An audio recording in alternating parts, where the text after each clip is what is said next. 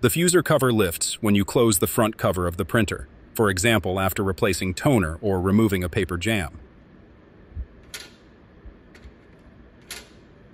Here is the element connecting the cover and the plastic arm. Check if this connection is not damaged.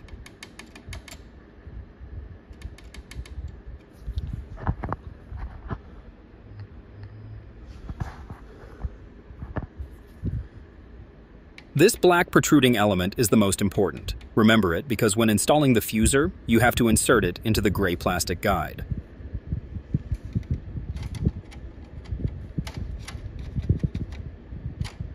If you forget to do this, the image will be blurry and will not be fixed on the paper correctly.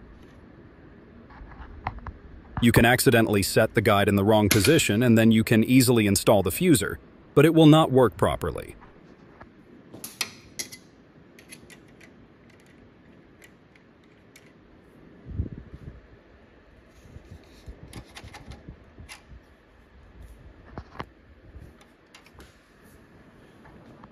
The black positioner must enter the gray guide.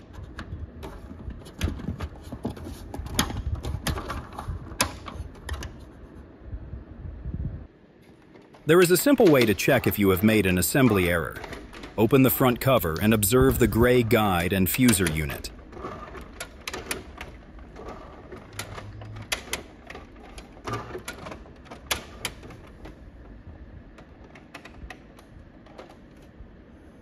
You can clearly see that the black positioner is embedded in the gray guide, and this is the correct installation.